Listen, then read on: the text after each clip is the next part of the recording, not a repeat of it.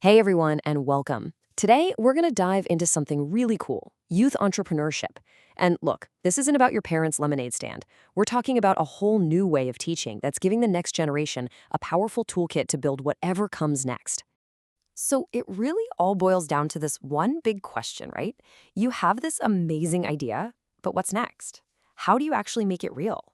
Well, it turns out there are some essential building blocks, and that's exactly what we're going to unpack today. Okay, first things first, we've got to kind of shift our perspective here. When we talk about entrepreneurship for young people now, it's so much bigger than just a summer project. Think of it as a new kind of curriculum that's all about teaching core skills for life. And what's so cool about this whole approach is the philosophy behind it.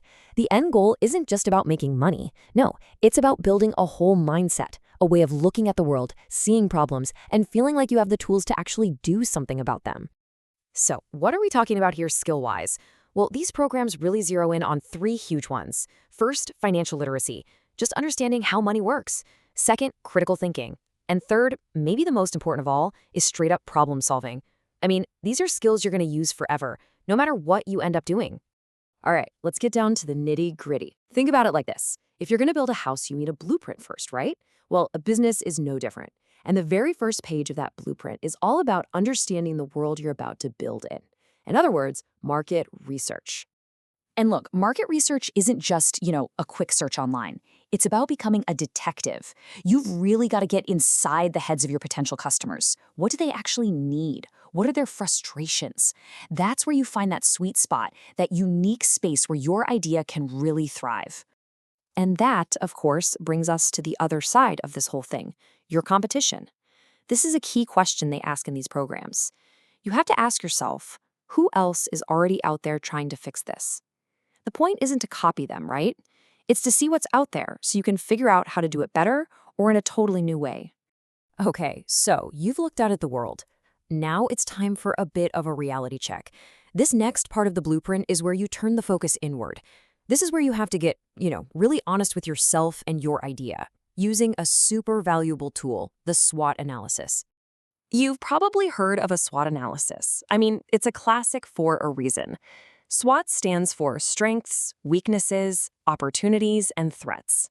Basically, it's a way to get this complete 360-degree view of where you and your idea actually stand. So, how does this thing actually work? It's all about this simple little grid. It just helps you organize all your thoughts. On the top, you've got your internal factors, the good and the bad, your strengths and weaknesses. On the bottom, you've got the external factors, the opportunities and threats that are out there. And that's split between internal and external. Oh, that is the secret sauce. Yeah, that distinction is absolutely everything. The internal stuff, that's what you can control. It's your skills, your team, maybe your budget. You're in the driver's seat for those.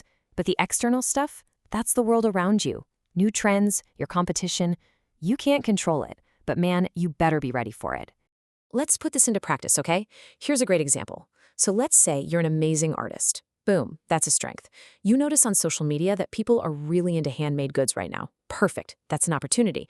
But you also see there are tons of other people selling stuff online. Okay, that's a threat. See?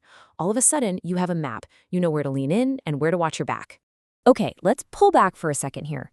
Because these tools we're talking about, market research, SWOT analysis, they're not just for people wanting to build the next big tech company. What they're really teaching is a way to think strategically about, well, pretty much anything. It really comes down to this core process, this loop they teach. Step 1, you learn to look around and spot problems. Step 2, you start coming up with all kinds of solutions. And then step 3, you use tools, just like the ones we've talked about, to actually develop that idea strategically. It's this incredible framework you can use over and over again. And really, this is the main takeaway.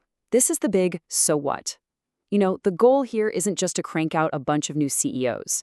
It's about building a generation of people who can think for themselves, who can see a problem and feel empowered to do something about it. It's about giving them a toolkit for life. Which, of course, leaves us with one final and pretty huge question. I mean, think about it. When you give an entire generation this kind of toolkit, the ability to think critically, to plan strategically, to solve problems, what kind of challenges are they going to solve? What are they going to build that we can't even imagine yet? Honestly, the potential there, it's just incredible to think about.